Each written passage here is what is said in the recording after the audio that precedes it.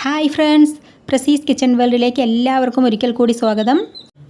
ഇന്ന് നമ്മൾ നല്ലൊരു ഫിഷ് ഫ്രൈ ആണ് ഉണ്ടാക്കുന്നത്.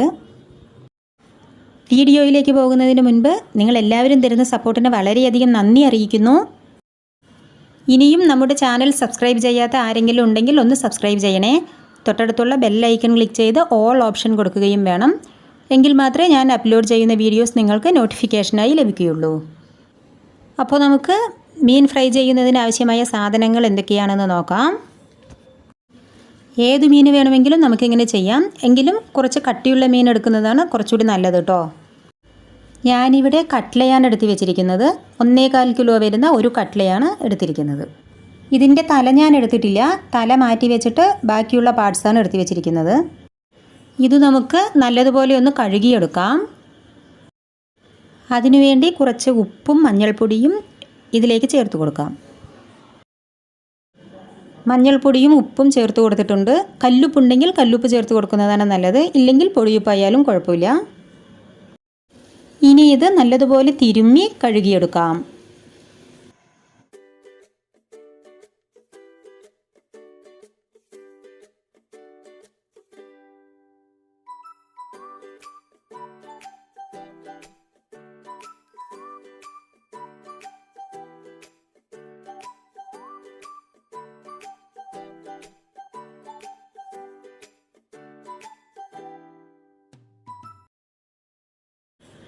അപ്പോൾ നമ്മൾ മീൻ നല്ലതുപോലെ കഴുകിയെടുത്തിട്ടുണ്ട്. ഇനി ഇതിലേക്ക് വേണ്ട മസാല തയ്യാറാക്കാം. അതിനുവേണ്ടി നമുക്ക് ഒരു വലിയുള്ളി എടുത്ത് വയ്ക്കാം. തീരെ ചെറിയ ഉള്ളി ആയതുകൊണ്ടാണ് ഞാൻ 2 ഉള്ളി എടുത്ത് വെച്ചത്. നോർമൽ വലുപ്പത്തിലുള്ള ഉള്ളിയാണെങ്കിൽ ഒരെണ്ണം എടുത്താൽ മതിയാകും. ഇനി ഇത് നമുക്ക് തൊലി കളഞ്ഞെടുക്കാം. ഉള്ളി തൊലി കളഞ്ഞ് കഴുകിയെടുത്തിട്ടുണ്ട്. അതിനോടൊപ്പം തന്നെ 3 വെളുത്തുള്ളി അല്ലിയും ഒരു ചെറിയ കഷ്ണം ഇഞ്ചിയും തൊലി കളഞ്ഞ് കഴുകിയെടുത്തിട്ടുണ്ട്. ഇനി ഉള്ളിയും വെളുത്തുള്ളിയും ഇഞ്ചിയും ചെറുതായി മുറിച്ചെടുക്കാം. മിക്സിയുടെ ജാറിലേക്ക് 1 ടീസ്പൂൺ കുരുമുളക് ചേർത്ത് കൊടുക്കുന്നുണ്ട്.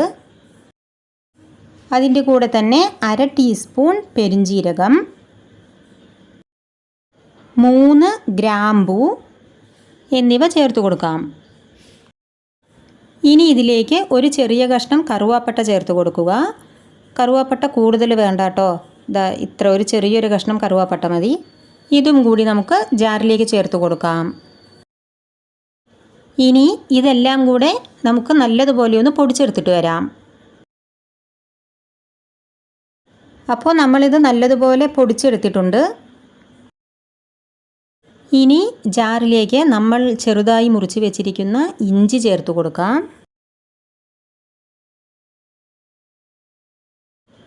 മുറിച്ച് വെച്ചിരിക്കുന്ന വെളുത്തുള്ളിയും കൂടി ചേർത്ത് കൊടുത്തതിന് ശേഷം നമുക്കിത് നല്ലതുപോലെ ഒന്ന് ചതച്ചെടുത്തിട്ട് വരാം.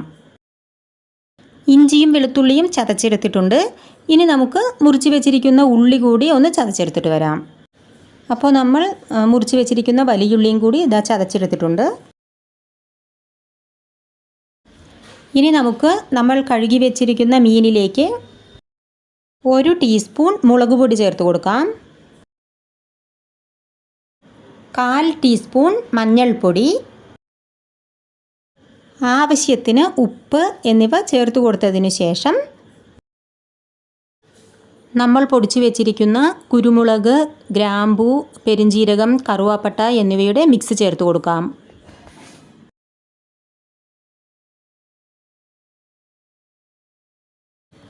അതിനുശേഷം ചതച്ച് വെച്ചിരിക്കുന്ന ഇഞ്ചിയും വെളുത്തുള്ളിയും ചേർത്ത് കൊടുക്കുക.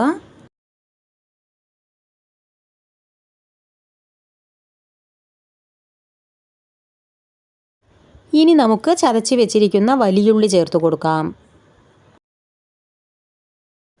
ഇതെല്ലാം കൂടി നമുക്ക് നല്ലതുപോലെ ഒന്ന് മിക്സ് ചെയ്തെടുക്കണം.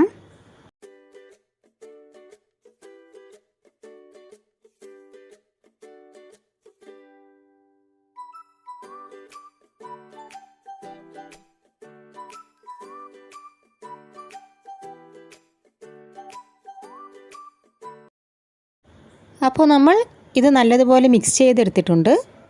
മിക്സ് ചെയ്യുന്ന സമയത്ത് മഞ്ഞൾപ്പൊടി കുറവായി തോന്നിയതുകൊണ്ട് ഞാൻ കുറച്ചുകൂടി ചേർത്ത് കൊടുത്തിട്ടുണ്ട് കേട്ടോ.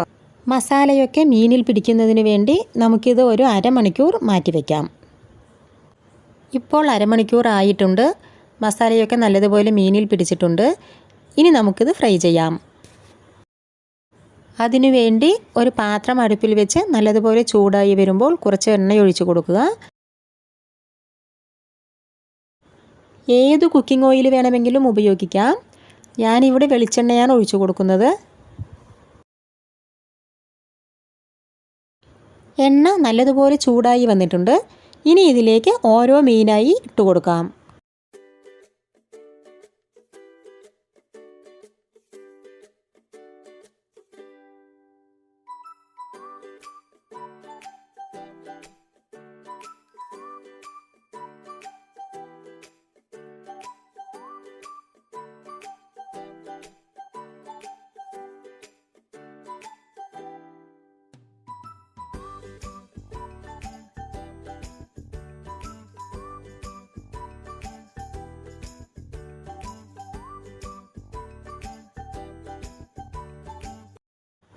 ഒരു വശം നല്ലതുപോലെ കളറ് മാറി വരുന്നുണ്ട്. ഇനി നമുക്കിതൊന്ന് മറിച്ചിട്ട് കൊടുക്കാം.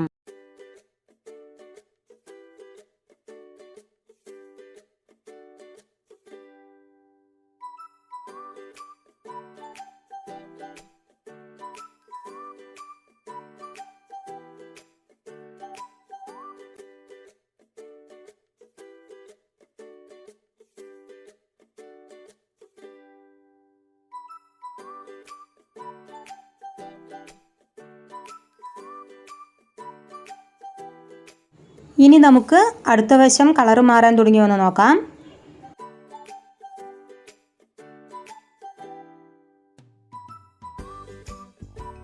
മീൻ രണ്ട് സൈഡും കളറ് മാറി നല്ലതുപോലെ ഫ്രൈ ആയി വന്നിട്ടുണ്ട്.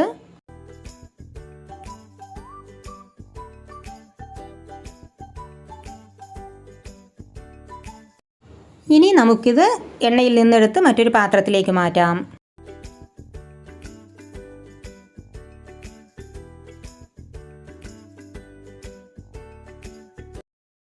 ഇനി നമുക്ക് ബാക്കിയുള്ള മീൻ കൂടി ഇതേപോലെ ഫ്രൈ ചെയ്തെടുത്തിട്ട് വരാം. കട്ട്ല നമ്മൾ ഫ്രൈ ചെയ്യുന്ന സമയത്ത് ചട്ടിയിൽ അങ്ങനെ ഒട്ടിപ്പിടിക്കാറൊന്നുമില്ല. ഒരുപാട് മുറുകുന്നതിന് മുൻപ് തന്നെ നമുക്കിത് മറിച്ചിട്ട് കൊടുക്കണം.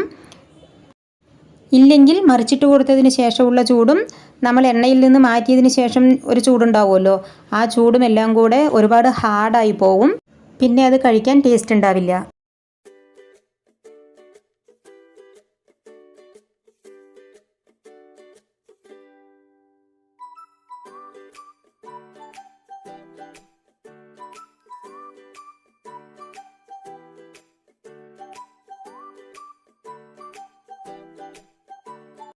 ഞാൻ ആദ്യം പൊടികളൊക്കെ മിക്സ് ചെയ്യുന്ന സമയത്ത് 1/4 ടീസ്പൂൺ മഞ്ഞൾപ്പൊടിയായിരുന്നു ചേർത്തിട്ടുണ്ടായിരുന്നത്.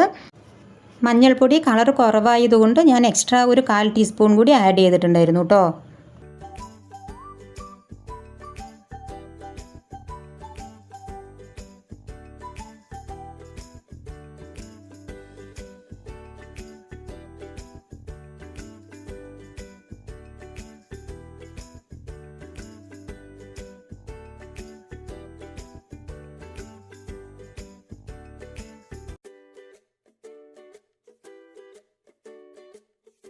അപ്പോൾ നമ്മുടെ കട്ട്ല നല്ലതുപോലെ ഫ്രൈ ചെയ്തെടുത്തിട്ടുണ്ട്.